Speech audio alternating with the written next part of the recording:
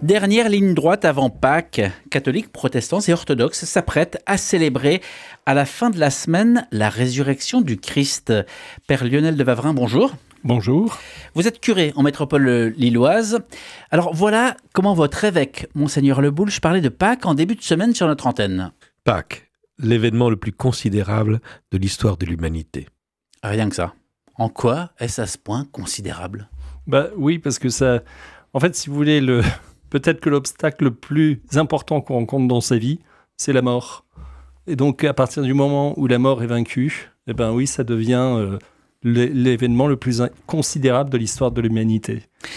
Avant d'arriver au matin de Pâques, donc à cette résurrection au cours duquel le matin des femmes, dont Marie-Madeleine, découvrent le tombeau vide, l'Église invite donc les fidèles à prendre le temps de s'arrêter sur les jours qui précèdent. Vraiment prendre le temps jour par jour. Pourquoi ?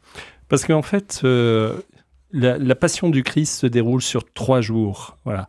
Il entre dans sa passion, donc on est déjà dans la Semaine Sainte, mais il entre dans sa passion le jeudi soir. Voilà. Au moment du dernier repas qu'il prend avec ses disciples, à ce moment-là, il va faire 2 gestes. Il va prendre du pain, il va prendre du vin, il va dire « ceci est mon corps, ceci est mon sang ».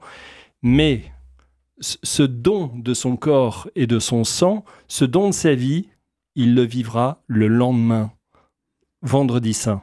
Et donc, en fait, la dernière scène qui est en fait la première messe de l'histoire de l'humanité. Scène avec un C. La scène avec un C, Cena, ça veut dire repas.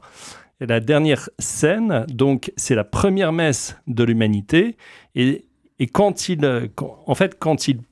prend ce pain et ce vin et qu'il dit ses prières, en fait, ça y est, il donne sa vie. Voilà, ça, il la donne et il la donnera pleinement le lendemain sur la croix. On va s'arrêter un peu sur ce jeudi. Quel est le lien entre, vous venez de dire, l'institution finalement de l'Eucharistie, la première messe en tant que telle, ce sacrifice eucharistique, et puis le lavement des pieds qu'on célèbre aussi le jeudi ? Alors, le service par excellence que Jésus nous rend, c'est le don de sa vie. Et donc, il le manifeste aussi par un geste fort qui est le lavement des pieds. Soyez les serviteurs les uns des autres. Faites comme moi. Voilà, moi je donne ma vie, je me mets au service de toute l'humanité et je fais faire ce geste du lavement des pieds pour vous faire comprendre que vous devez être au service les uns des autres et donner votre vie pour les uns et les autres. Ça c'est donc le jeudi et le vendredi. Donc le vendredi, le chemin de croix et puis la mort tout de même du Christ cloué sur le bois. Alors, je suis toujours un peu embêté quand j'entends les paroissiens qui me disent « Ah, on va venir le jeudi, mais le vendredi, c'est quand même pas marrant. Hein. » Donc, il y a beaucoup moins de monde le vendredi dans nos églises. Et c'est vrai que c'est moins marrant. Mais oui, c'est vrai que c'est moins marrant. Mais c'est le moment peut-être le plus important. Enfin, pas le plus important, parce que chaque moment est important, mais c'est quand même le moment où Jésus donne sa vie. Jésus accepte de mourir par amour pour nous. On devrait être au pied de la croix, quoi. C'est-à-dire que les disciples se sont enfuis, effectivement, il y a 2000 ans, mais là, nous avons reçu l'Esprit Saint. Donc, il faut que nous l'accompagnions. On accompagne Jésus, on doit être avec Marie, avec Jean, au pied de la croix, le vendredi soir, lors de l'office de la croix. Père Lionel de Wavrin, ça paraît tout de même assez incompréhensible que l'Église invite à vénérer, à adorer la croix qui est l'instrument du supplice, de torture. C'est un instrument de supplice et de torture épouvantable, mais c'est aussi la manifestation du plus grand amour que Dieu nous ait donné. Si Jésus n'était pas mort sur la croix, s'il n'avait pas donné sa vie sur la croix, on ne saurait pas à quel point Jésus nous a aimés, parce qu'en fait, il le fait par amour pour nous. Et sur la croix, c'est aussi le lieu où il nous aime infiniment. Donc, c'est la manifestation absolue de l'amour de Dieu. Mais comment passer de cette compréhension de la mort d'un homme dans la souffrance terrible, absolue, jusqu'au dernier souffle, à cet acte d'amour dont vous parlez ? En fait, tous les parents, je vais prendre l'exemple des parents, tous les parents le vivent à une petite mesure. Et quand leur enfant est malade, eh bien, ils sont prêts à passer une nuit blanche à son chevet, Voilà. Eh bien, c'est vrai que c'est pas un moment agréable de passer une nuit blanche où ils sont prêts à souffrir pour leurs enfants, par amour pour lui. Eh bien, Jésus l'a vécu à la dimension de toute l'humanité. Samedi, c'est le repos avant la vigile pascale. Alors, le samedi, c'est le moment où Jésus descend aux enfers, Dans au le pluriel. credo, dans le credo, c'est ce qui... Aux enfers, au pluriel, c'est-à-dire pas en enfer. L'enfer, c'est là où il n'y a pas Dieu. Aux enfers, c'est là où les âmes... avant la naissance de Jésus, avant la naissance, attendaient, là où les justes attendaient la libération. Et donc, il va chercher Adam, il va chercher Abraham, il va chercher Moïse, etc., pour les emmener avec lui auprès de son Père. Mais là, jusqu'à maintenant, on est plutôt dans le factuel, de l'historique. Là, ça devient des éléments de foi. Oui, on entre dans la foi, mais on entre dans la foi dès le jeudi saint, parce qu'à partir du moment où on regarde un morceau de pain et on dit que ceci est le corps de Jésus, on est dans la foi. Le vendredi, c'est la même chose. On regarde un homme et est-ce qu'il est Dieu ou pas ? Mais Voilà. le vendredi, le fait qu'un homme nommé Jésus meure cloué sur une croix, ça fait tout de même partie de l'histoire. Ça fait partie de l'histoire, mais ça fait aussi partie, mais nous, en tant que chrétiens, ce n'est pas qu'un événement historique. C'est un événement mystique, dans le sens où cet homme qui meurt, c'est aussi le Fils de Dieu, et donc ce qu'il vit se passe en Dieu aussi. Et donc il y a un acte de foi à poser. Oui, je crois que cet homme est Jésus, le Fils de Dieu. Alors si je vous comprends bien, ce triduum, Pascal, ces fameux 3 jours, parce qu'après il y a la résurrection, mais on va y venir, c'est une sorte de chemin qui est proposé par l'Église pour prendre les fidèles par la main, pour l'emmener dans ce mystère. Oui, parce qu'en fait, c'est pas simplement je suis là avec mon corps, je suis là avec mes idées, tout ça. Quand j'entre dans le Triduum pascal, dans les célébrations, à chaque fois que je vis une célébration, il se passe quelque chose dans mon cœur, dans mon âme. C'est-à-dire que le jeudi saint, je reçois réellement le Christ, Dieu, dans mon cœur quand je reçois l'Eucharistie. Le vendredi, quand Jésus meurt sur la croix, il prend sur lui mon péché et donc il purifie mon cœur. Vous voyez, si j'assiste pleinement, en pleine conscience, en priant à un office comme celui-là, je ressors comme un peu allégé, purifié de mon péché aussi, d'autant plus si je me suis confessé, quoi. Vous voyez, il y a quelque chose qui se passe à l'intérieur de nous, c'est pas simplement extérieur. Mais ça semble un impératif. Pas question de fêter Pâques si vous n'êtes pas venu pour jeudi, vendredi saint. Bah écoutez, moi je sais pas, non, c'est pas une obligation, mais si vous faites un sommet, si vous montez en haut d'un sommet, qu'est-ce qui est plus agréable de grimper le sommet et d'avoir le contentement et la satisfaction d'être monté, d'arriver là-haut, ou on vous dépose en hélicoptère. Si vous allez juste le dimanche de Pâques, c'est un peu comme si on vous déposait en hélicoptère en haut d'un sommet. C'est quand même dommage. La vue est belle, mais c'est dommage. L'invité d'RCF Hauts-de-France, c'est le père Lionel Devavrin, curé en métropole lilloise. Une interview à retrouver sur rcf.fr, région Hauts-de-France, ou sur la page YouTube d'RCF Hauts-de-France.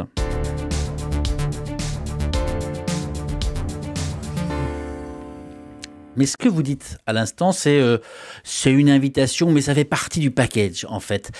Mais quelle place il y a alors pour la miséricorde? Par exemple, l'évangile en regorge, la femme adultère, le fils prodigue, la brebis perdue, l'ouvrier de la 11e heure, le bon larron, la samaritaine. Les illustrations de la miséricorde sont très, très nombreuses, et c'est l'accueil inconditionnel, même à la dernière heure, quel que soit le moment où on arrive. Donc, il y a tout de même de la place pour ceux qui arriveraient à la fin. Oui, mais bien sûr. En fait, Dieu ne rentre pas dans nos schémas préétablis. Il est libre. Voilà. Donc effectivement, même pour ceux, par exemple, qui n'ont pas vraiment vécu leur carême, s'ils se sentent appelés, je ne sais pas pourquoi, dimanche matin, ils se rappellent que c'est Pâques, ils n'ont pas été à la messe depuis des années, eh bien, venez à la messe. Si vous avez cette envie, cet appel, et vous verrez, je pense que c'est le Seigneur qui vous fait un petit signe et vous recevrez des grâces, sans doute assez extraordinaires. On va parler pas mal de la résurrection sur RCF, donc on n'a pas besoin de s'y arrêter davantage. On a compris que c'était la finalité, le sens, et puis finalement l'événement marquant. Jean-Paul II parlait de la croix comme l'icône de la miséricorde. Ça veut dire quoi? Parce qu'en fait, sur la croix, Jésus prend sur lui tout le péché de l'humanité et il répond par un supplément d'amour. Et donc, partout où il y a un péché qui est commis, Jésus a posé un acte d'amour devant. Et donc, ça devient... Et cet acte d'amour, c'est cet acte d'amour-là qui peut pardonner le péché pour celui qui demande pardon. Donc oui, c'est... La croix, c'est la miséricorde, quoi. Enfin, quand dans l'évangile de Jean, Jésus dit « Il n'y a pas de plus grand amour que de donner sa vie pour ceux qu'on aime », Jean 15, 13, on n'imagine pas forcément aller jusqu'à donner sa vie. Qui, Jésus ou nous? Non, c'est à tout le monde qu'il le dit. Ah oui. En fait, à vue humaine, je pense que c'est très compliqué, c'est très difficile. Ceci dit, on a des actes héroïques de la part de personnes qui acceptent de donner leur vie pour sauver une autre personne. Mais je pense que quand on aime, on est capable d'aller très loin. Et si on reçoit l'amour de Dieu qui est infini, eh bien, il peut nous porter à donner notre vie, oui, je crois qu'on peut aller jusque-là.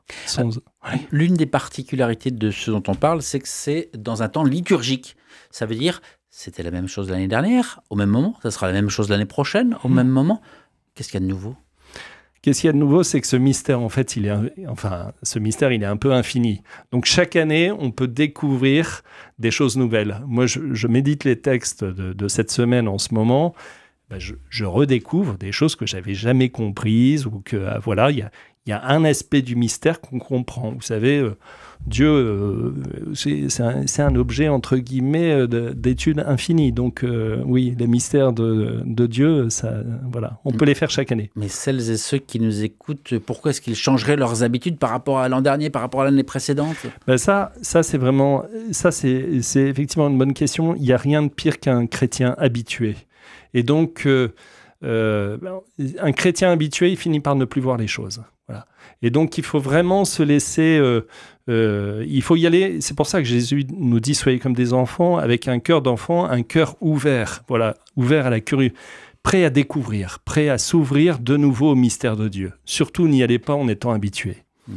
On parlait des chrétiens, des baptêmes. Il y a des catéchumènes en nombre, qui vont être baptisés lors de la vigile pascale. Est-ce que vous êtes curé en métropole lilloise? Est-ce que vous avez des jeunes adultes qui sont venus se présenter et qui vont être baptisés? Oui, on a 3 jeunes adultes qui seront baptisés donc à Pâques, samedi soir, à veillée pascale, plus d'autres qui font leur première communion et confirmation. Donc oui, c'est vraiment très étonnant et très heureux. Vous êtes très jeune, mais si j'en crois les cheveux blancs, ça fait donc quelques années tout de même oui. que vous êtes prêt. Vous avez déjà connu ce genre de mouvement ou est-ce que c'est nouveau? Ah non, c'est complètement nouveau. Depuis 2-3 ans, ce qui est très surprenant, c'est que les gens se présentent spontanément. Voilà, spontanément. Encore dimanche dernier, un jeune, 17 ans, qui vient à la messe pour la première fois, en terminale, et puis à la fin de la messe, il vient me voir, il me dit écoutez, je voudrais être baptisé. Il tombe du ciel. Voilà, c'est vraiment les gens. Il y a une sorte, une action de l'Esprit Saint qui aujourd'hui dans le cœur des gens, qui ouvre le cœur, et puis c'est vraiment et on est vraiment très très heureux de les accueillir. C'est vraiment c'est une joie. Vous avez récemment lancé une chaîne, comme on dit, une chaîne sur YouTube ou sur Instagram sous le nom de Père Lionel Devavrin. Vous y faites des vidéos face caméra pour y raconter quoi? En fait, alors c'est une paroissienne qui m'a petit à petit lancé sur... J'ai pas eu l'idée par moi-même. Et en fait, donc c'est sur TikTok aussi. Donc c'est voilà, Instagram, TikTok, YouTube, enfin voilà. Et je réponds à des questions. Voilà, on me pose une question et je réponds en 1 minute, 1 minute et demie. Puis après, sans doute que je ferai des petits enseignements. J'en ai quelques-unes, des questions. Et si la vérité, c'était une personne, première fois à la messe, point d'interrogation. Dieu pardonne-t-il toujours? Comment réagir quand on se moque de ma foi? Astrologie et foi. Que se passe-t-il immédiatement après l'amorçation? Autant de questions auxquelles vous tentez de répondre en peu de temps? Oui, parce qu'en fait, c'est des questions que se posent des gens qui s'intéressent à la foi pour la première fois, qui sont des recommençants, qui se posent des questions eux-mêmes. Et donc, ils vont chercher aujourd'hui le premier lieu de contact de la foi, notamment des jeunes, eh bien, c'est les réseaux sociaux. Donc, il faut être sur les réseaux pour pouvoir y répondre, quoi. Mais est-ce que vous êtes là justement pour répondre à des demandes que vous auriez eues, ou est-ce qu'au contraire, vous êtes là pour peut-être aller dans un esprit plutôt missionnaire, chercher des ouailles? En fait, c'est les deux. C'est-à-dire qu'en fait, je suis là pour répondre à des questions. D'ailleurs, parce qu'en fait, après, il y a les discussions là, et puis il y a des questions qui surgissent, donc ça alimente. Vous interagissez? Bah oui, on essaie. Il y en a certaines qui me font, bien sûr, qui vont réagir. Et puis, il y a effectivement l'esprit missionnaire qui me pousse à aller là, oui, sur ces réseaux. Oui. Donc, vous n'avez pas l'impression de parler dans le vide face caméra tout seul, parce que quand on vous voit, vous êtes seul face à la caméra. Oui, mais bon, c'est un exercice. Je pense, en fait, dans mon esprit, je pense à tous ceux qui sont derrière leur téléphone. Mais en fait, j'essaie de visualiser, voilà, et de m'adresser à eux. Et ceux et celles qui tomberaient sur vous et qui se diraient mais s'exposer, se mettre en avant sur les réseaux, c'est pas anodin, hein. Est-ce que vous pensez apporter quelque chose qui n'existait pas, ou pourquoi est-ce que ce besoin d'habiter l'espace numérique? Alors en fait, effectivement, c'est pas anodin. Je me suis posé la question, mais pourquoi est-ce que j'y vais? Donc j'ai répondu. Et ensuite, il faut essayer de se protéger, c'est-à-dire d'être être dans la tempérance aussi. Vous voyez, ne pas être constamment sur TikTok pour regarder comment les gens réagissent, etc. Il faut se donner des temps précis. Enfin, voilà, il faut garder une sorte d'hygiène de vie mentale, vous voyez. Et à propos justement du cadre que vous vous imposez ou pas, peut-être, on a vu depuis des années émerger comme ça des figures de l'Église sur les réseaux, autant des évêques représentent la parole de l'Église, autant souvent des prêtres ou des religieux, des religieuses représentent davantage ce qu'ils vivent que la parole officielle de l'Église. C'est vrai, et en même temps, qu'on soit les évêques, bon voilà, mais les prêtres aussi, on ne peut pas dire n'importe quoi. Et ça, c'est un des challenges d'ailleurs je trouve, que je découvre, hein, c'est simplement depuis quelques semaines, c'est en 1 minute répondre à une question en disant des choses vraies et profondes. Or, quelquefois, on a envie pour dire quelque chose qui soit juste, il faut parler assez longtemps. En 1 minute, c'est un exercice qui est compliqué. Voilà. Donc, et on est quand même tenu de dire ce qu'est la foi de l'Église. Voilà. On ne fait pas ce qu'on veut du tout, et c'est une bonne chose. Lionel de Wavrin, prêtre curé en métropole lilloise, merci d'avoir pris le temps de répondre à ces questions. Je vous en prie. L'interview va être à retrouver sur rcf.fr Région Hauts-de-France et sur la page YouTube d'RCF Hauts-de-France.